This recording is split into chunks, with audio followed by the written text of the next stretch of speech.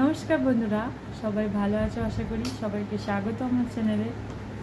আজকে একটি নতুন ভিডিও নিয়ে চলে এসেছি, ঘরে বানানো সেরেল্যাক। এই ভিডিওটি সেই সমস্ত মায়েদের জন্য যাদের বেবিদের বয়স 6 মাস ও 6 মাসের বেশি।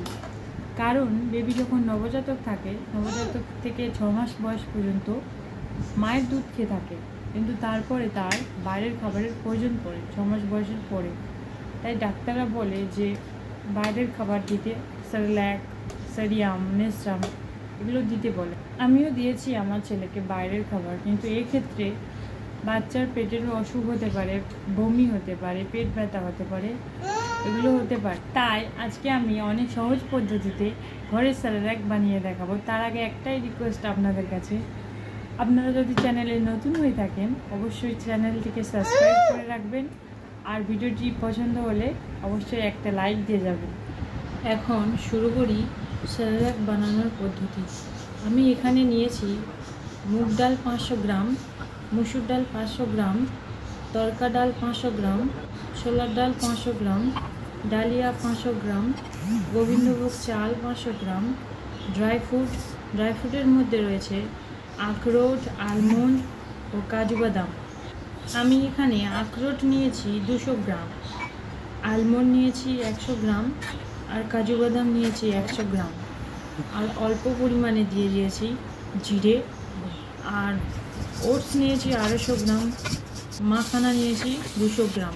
এটাকে প্রথমে ভেজে নিতে হবে, এটার এখন নয়, কিন্তু তার আগে এই যে সমস্ত উপকরণগুলো এগুলো ভালোভাবে মিক্স করে ভালো করে জল দিয়ে বারবার করে ধুতে হবে, যাতে না নোংরা থাকে, কারণ এটা বেবির পেটে যাবে, এটা থেকেও বেবির কোনো সমস্যা হতে পারে। তাই বলছি বারবার করে ভালো করে ধুয়ে নেবেন। নেওয়ার পর এটাকে নিচে কোনো কিছু একটা পেতে তার মধ্যে পাখার নিচে রাখতে হবে, ভালো করে শুকিয়ে নিতে হবে।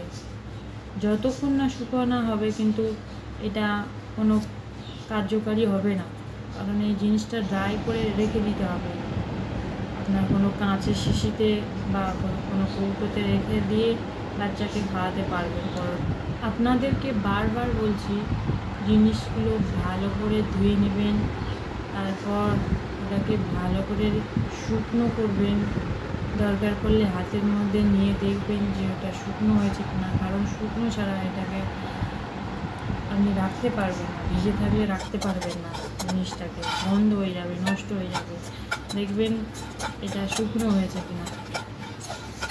তারপরে ওটস ও মাখানা ভেজে নিয়ে ওই কড়াইতে সমস্ত যে মিক্স করা উপকরণগুলো ছিল ওগুলো ভালো করে ভেজে নেবেন। ভালো করে ভেজে নেওয়ার পরে দেখবেন লাল লাল হয়ে যাবে না, কারণ এটা একটু ভাজা ভাজা করলে একটু টেস্টি হয়, বাচ্চারা ওটা গন্ধে বা ওটার সঙ্গে একটু মধু দিয়ে দিলে আরও ভালো হবে, মধু বা মিছরি। তো এটাকে ভালোভাবে ভেজে নামিয়ে নিয়ে মিক্সচারের মধ্যে ভালোভাবে গ্রাইন্ড করে নেবেন, যাতে না দানা দানা ভাব থাকে, কারণ এটা বেবির শ্বাসনালী বা কাঁধের মধ্যে গিয়ে আটকাতে পারে। এবং এটা মিক্সচারে গ্রাইন্ড করে নেওয়ার পরে বাটির মধ্যে গরম জল দিয়ে ভালোভাবে 5 মিনিটের মতো ফুটিয়ে নেবেন। তারপর খাবারটি ঠান্ডা করে আপনার বেবিকে দেবেন। এটাই ছিল আজকের ভিডিও শেয়ার করার। আপনাদের যদি ভালো লাগে ভিডিওটি প্লিজ লাইক, কমেন্ট এবং সাবস্ক্রাইব করে দেবেন।